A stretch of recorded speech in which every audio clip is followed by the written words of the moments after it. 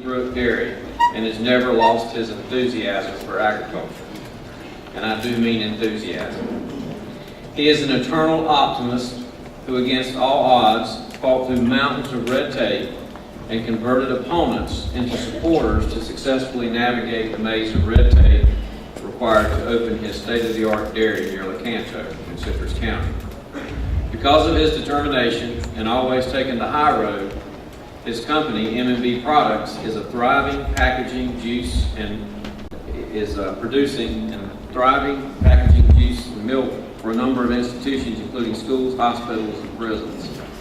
Chances are, if you have children in the public schools here in the state of Florida, and hopefully you don't have any relatives in prison, they've all experienced, and hopefully not in the hospitals, but they've all experienced or drank some of Dale's beverage products, anything from water to juice to milk. His unique ability to inform and entertain in a humorous fashion without even trying to be funny is truly a gift, and I do mean a gift. He is a tireless promoter of the dairy industry and Florida agriculture, and at every level. I think you'll be able to identify with him and enjoy his story of perseverance, triumph, and success, and I believe you'll be very much entertained. Let's welcome Dale McClellan.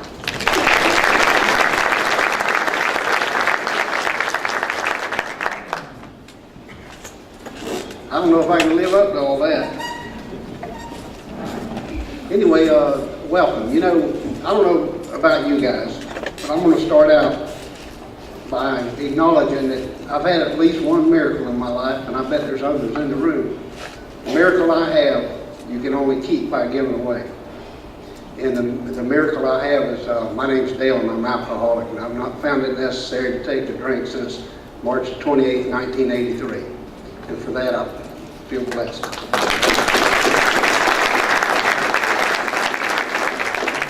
I don't know why that came to me, except I got sober in Lakeland. And I think the reason I got sober in Lakeland, I used to get drunk at night and call these places that would stop me from getting drunk at night. Anyway, 7 West, Lakeland Regional Medical Hospital is where I stopped drinking, and I'm so blessed in that regard. And I've been told by people that have a similar problem that if you don't share it, you're cheating God. And you should tell people and let people know there's a way out. So that's what I'm doing here right now, acknowledging that. And thank you, Jesus, for that. There's a few people here I want to acknowledge that are so kind that have traveled up here from Citrus County today. The last 10 years or so of my agricultural life has been in Citrus County, at least my dairy farm in part. And I'd like to introduce Mr. John Seifert, who's the Executive Director of the Citrus County Economic Development Council. John, thank you for making the trip. John is also representing the Chamber today. I'd also like to introduce Dr. Joan Bradshaw, who's Citrus County Executive Director of Extension. Matt Linhart, who is a horticulture extension agent. Thank you, Matt. Roy Zachary, the guy with the flowing white hair there behind the camera, is a guy that I've become friends with. He's made a lot of videos for us. I was going to show some today, but I think I've reduced the time a little bit, so I'm going to not show those. But if you ever get a chance to go to our website, you'll see some wonderful videos on there under the video library at mbproducts.com. Teresa Foster is the Executive Director of Sunflower Assisted Living Facility. She was kind enough to drive up here.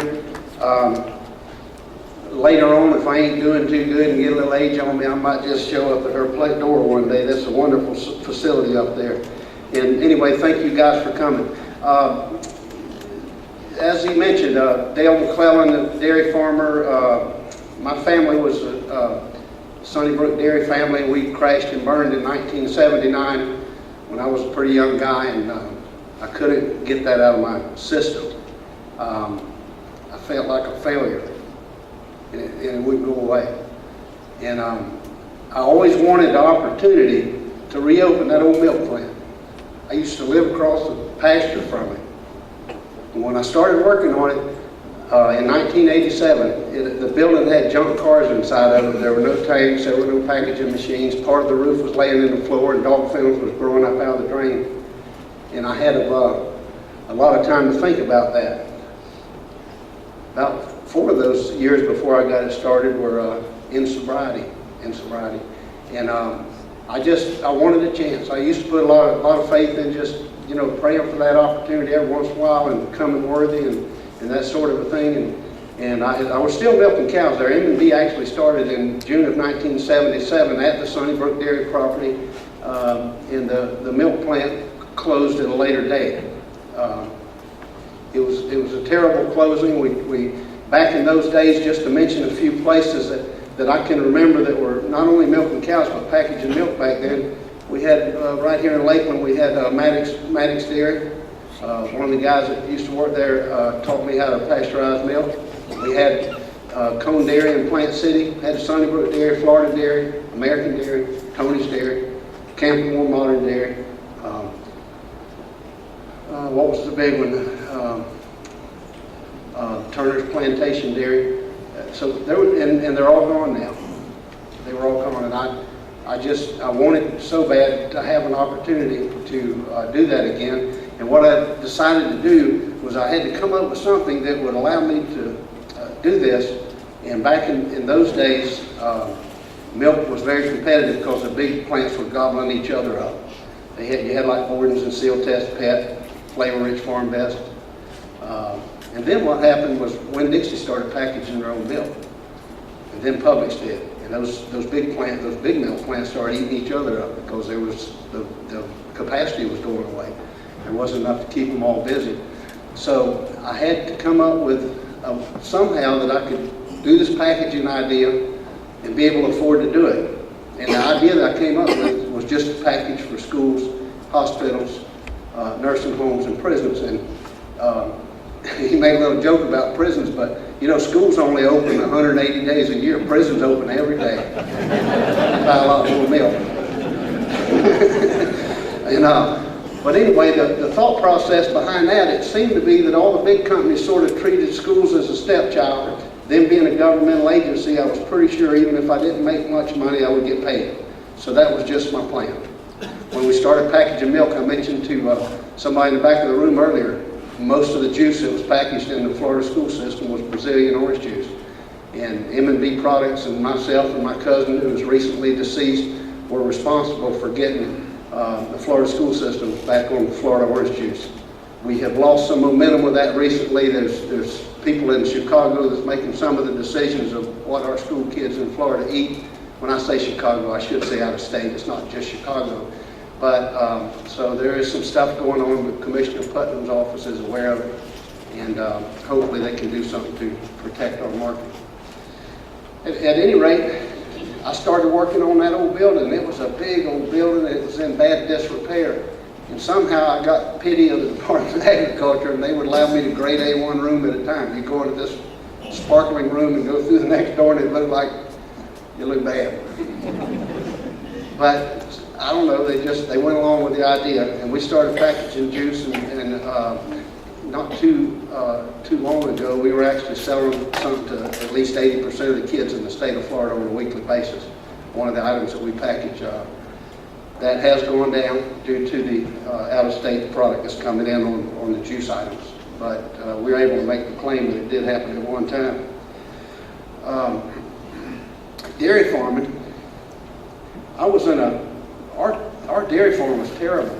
I mean, I don't know how else to describe it, and it's been long enough, but I don't mind to say it, but it was just a terrible old place that broke slowly, and then when I took it over in '77, we went from a 3,000 cow or 2,500 cow herd down to a 500 cow herd, and you couldn't even really afford to fix it. And I bought this farm up in Citrus County. It was a beef cow operation. It's 320 acres, beautiful, beautiful place. And I wanted to build it so that I could not only be proud of it, but it would be employee friendly and cow friendly. And our cows live inside what's called a freestall barn, and they have water beds and mattresses. I'm not kidding, they really do. And the barns are built on a 2% slope, and we're able to flush the decks 3 times a day and clean the manure out. and we take that manure and separate the solids out. We irrigate the crops with it, which is corn twice a year and oats in the winter. And so we're able to do that with our waste and turn the cow manure into fertilizer. The building that farm in Lecanto was tough.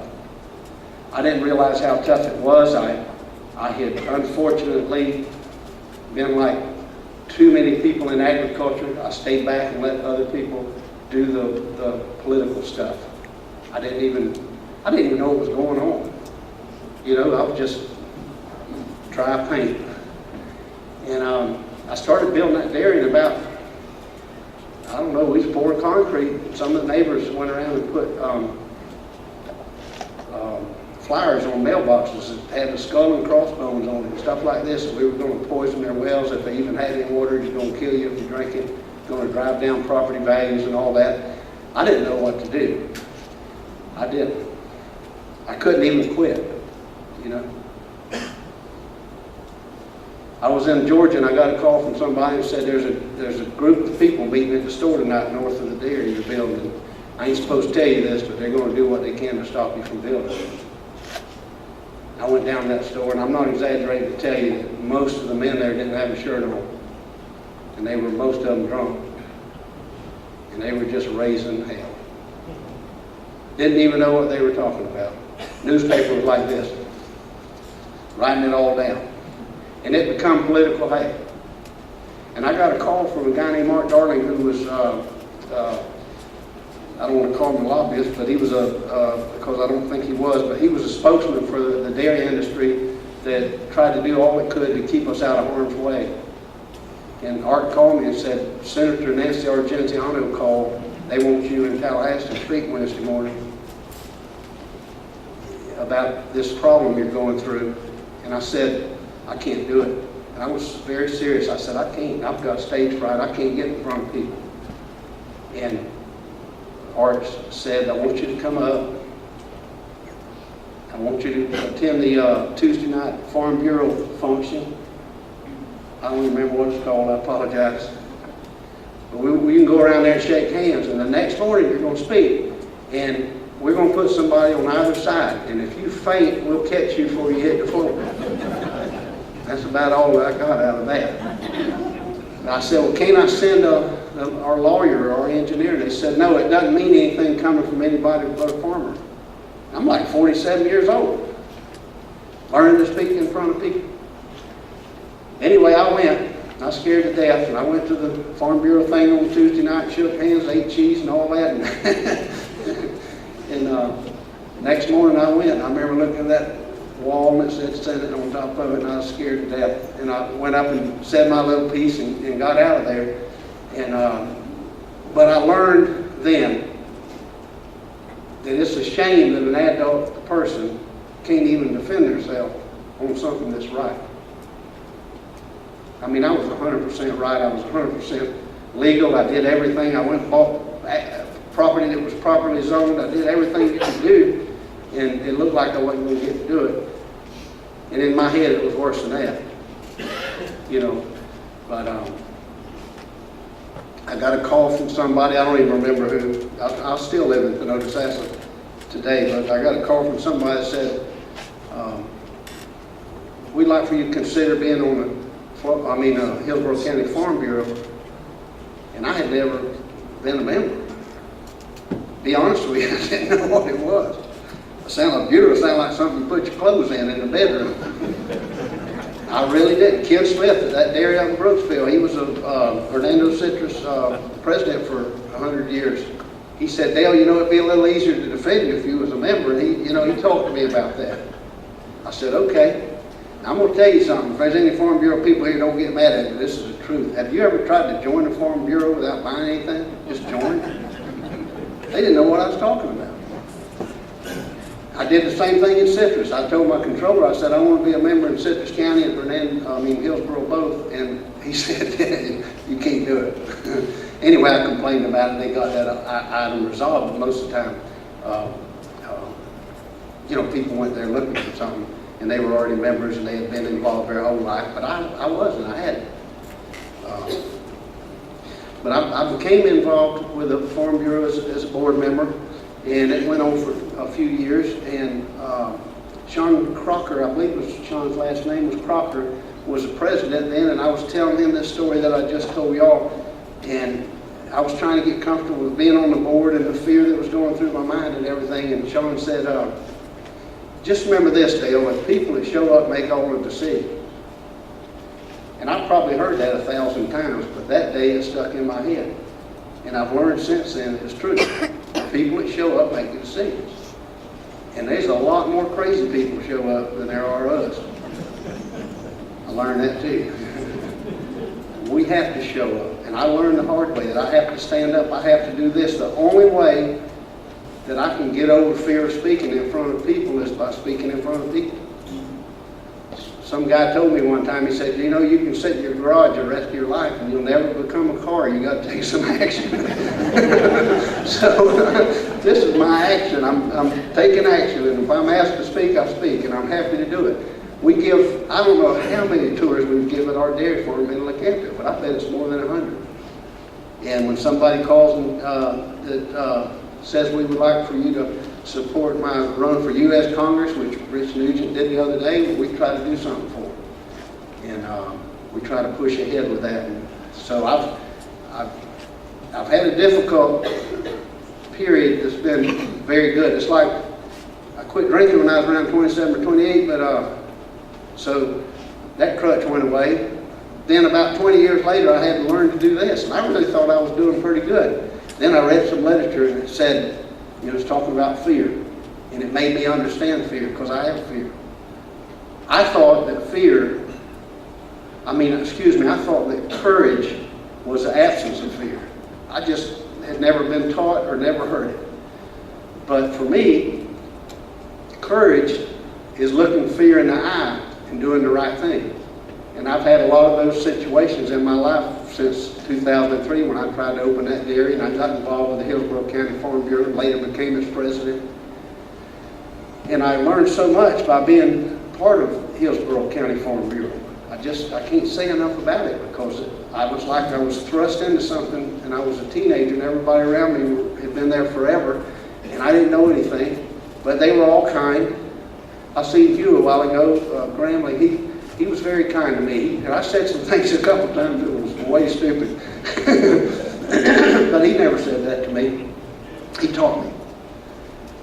I see Dennis Crawley the same way. Dennis took me under his wing and taught me. Ron Weathington took me under their wing and taught me. And they said, you need to get this message out. You need to get this story.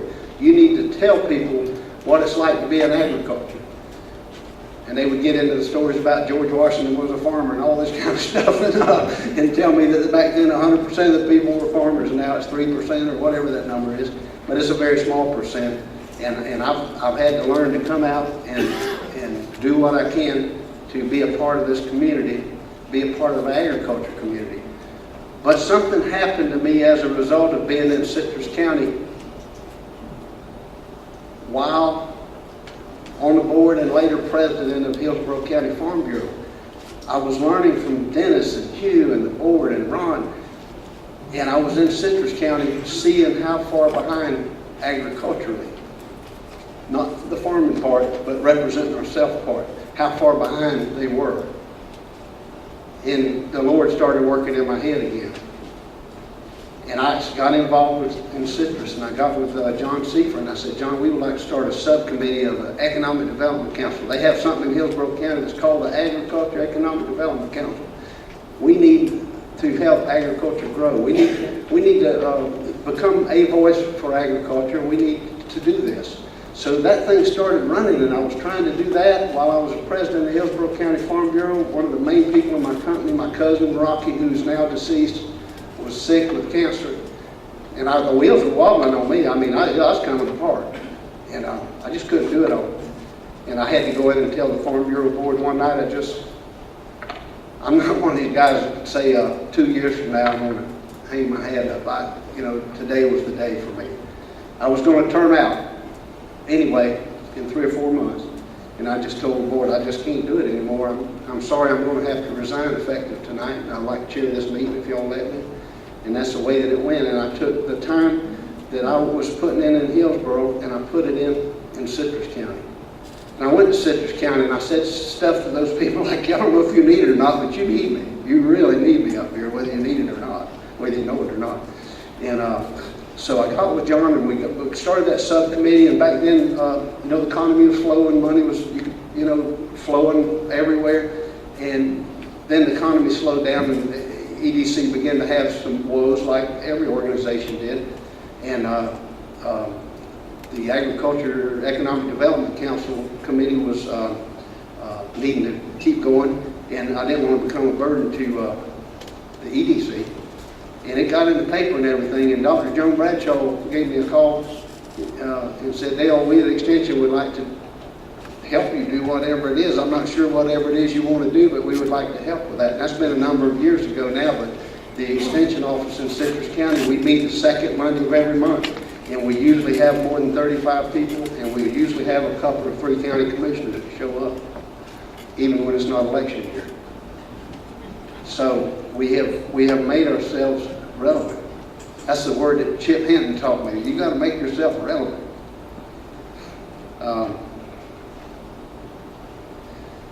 That organization has turned into something where every time something big is going on in the county now, they at least acknowledge us and they come to see how we feel about it. We are talking to our legislators in that area about the death tax and things like that. There kind of wasn't enough happening up there, not in Citrus. So I feel very good about the progress we made. I feel very good about it. But I want to reach out to you guys and tell you today that one of the things I've learned, we are a smaller group. We're a smaller group. When we went, John can verify this, when we went to Tallahassee, I was the agriculture liaison of the EDC, and I went with EDC and Chamber of Citrus County now. Think about how small it is. There were 70 of us. When we went to, instead of walking around talking to legislators like we normally do, we was in the old Senate chambers, and the governor and lieutenant governor came and seen us. And it turned a light on in my head that said, we're missing an opportunity as farmers and as agriculturalists by not being more involved in chamber and economic development. We could do better there. You don't have to, everybody in the room, go with chamber to Tallahassee or the county commission. Have an ag liaison. Be a member. I'm not saying this to sell membership. I'm saying it because I believe it. Every farm, every agriculture manufacturer should be a member of chamber and its local economic development. I believe that. Why is the lady in the back of the room here driving a sunflower assisted living bus? Because she does that. She goes back and spreads that word. She is the person that rallies the troops at our Ag Alliance. She's a volunteer. Our Ag Alliance has no dues or fees. We don't get any money from anybody. We have 1 or 2 dove hunts a year. We barbecue. We raise money. We got about $9,000 in the bank, and we've never had a due, and because we work hard and try to do that. But I want to encourage you guys, as you get smaller, don't sit there and just get smaller. And don't quit doing what you're doing, but appoint somebody from every farm bureau, from every farm credit organization to be the liaison to chamber and economic development. It's that important, and you're going to get into a bigger arena. You'll have more clout than you have the way we're operating right now. I'm not saying it because I'm thinking, I'm saying it because I know. I've seen it work. Mr. Langford, I wanted to tell you I was glad to hear that we were 95 years old, and you're going to be around another 95 years? I was just sitting here crunching the numbers. I believe it'd take me about that long to pay out. I can't, when I first started going through this turmoil and people started coming to me like it was from everywhere. And Ron O'Connor called me and said, I want to do a story on you. I write for this magazine, blah, blah, blah. And I said, who, where? I wouldn't even talk to him, Ron, I tell you. And when he first come up on the farm, I wouldn't talk to him. I didn't trust him. I'd done come paranoid. Is that funny to you? I'm glad somebody's getting a laugh. I was the same way, you know, that great big guy with the ag radio, what's the name of that radio? AgNet or something like that. He come up and shoved the microphone in my face, we want to interview you. I said, oh, hold on, biggin. I don't even know who you are. But this agriculture community came to the aid of a 47-year-old scared little kid that didn't know what to do. And it offered me support. It gave me wisdom, strength, and courage. It did. And loaned me some money too. And I am so grateful for that. I'm so grateful for that because I missed the opportunity when I was young. We were milking cows. When you milked 2,700 cows twice a day, you knew what you were going to be doing every weekend. You were going to be milking cows. And that was back in the day when most people who milked cows were Caucasian people with a drinking problem. And they didn't work on Friday and Saturday night. I knew what I was going to be doing. But our farm up there has been very helpful in helping us market product. My little company now employs 160 people. And we have reached as much as $60 million in sales. We're down around 50 now because of the setbacks in volume. But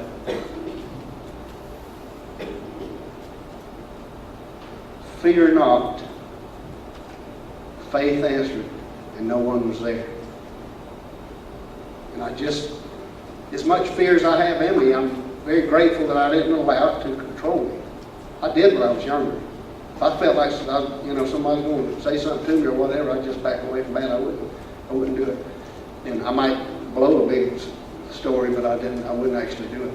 So I have learned so much by being around you guys that I don't know what to say except that I'm grateful through this transition of being in Tallahassee one day, with Chamber one night, eating a steak while the rest of them drank liquor.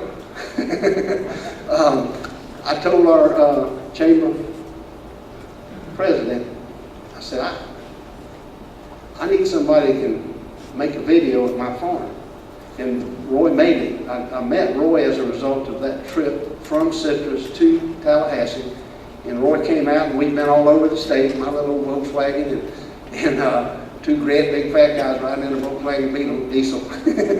But we made a video, and the name of that video was From the Cornfield to the Cafeteria. We went all the way from cutting corn, feeding, milking cows, putting it on a tanker to our plant in Temple Terrace, Florida, and doing that, and it turned out to be a great video. Another thing I asked for Roy's help with, and I'm going to sum it up here in a minute, but I asked for Roy's help to help me find somebody that had a recording studio, because I had an idea that in agriculture, somehow we men always wind up at the podium, and the most important people in agriculture are women, in my opinion. We'd be nowhere without them. We wouldn't be here without them. But I had the gender changed on the song, and I got two young ladies here that I'd like to introduce, Jay and Brittany, and ask them to come up and sing this song for you guys that they changed the gender of. I ain't even going to tell you what it is. I'm so happy and proud of it. Jay and Brittany, if you would, come on down.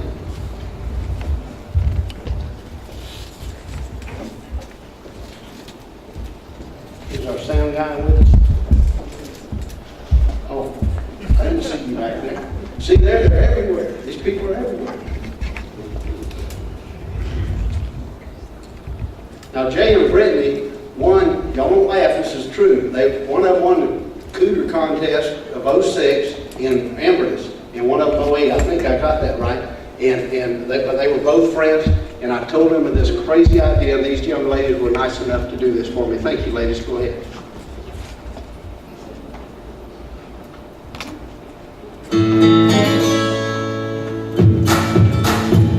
Well, life on the farm is kind of laid back. Ain't much of no country girl that we can't have. Through your eyes, early in the sack. Thank God I'm a country girl. Well, a simple kind of life never did me no harm. I'm raising me a family and working on the farm. Days are all filled with an easy southern charm. Thank God I'm a country girl. Well, I got me a fine life, I got the old fiddle. When the sun's coming up, I got cakes on the griddle. Life ain't nothing but a funny, funny riddle. Thank God I'm a country girl. When the work's all done and the sun's setting low, pull down the fiddle and I'll rock the riddle. Kids are all asleep, so I keep it kind of low. Thank God I'm a country girl. I play sorry good no day if I could.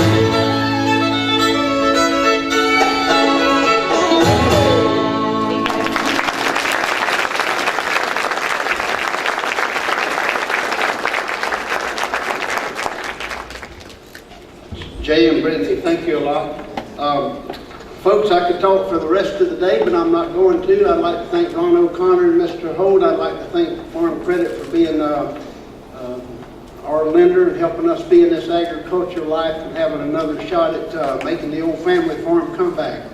God bless you.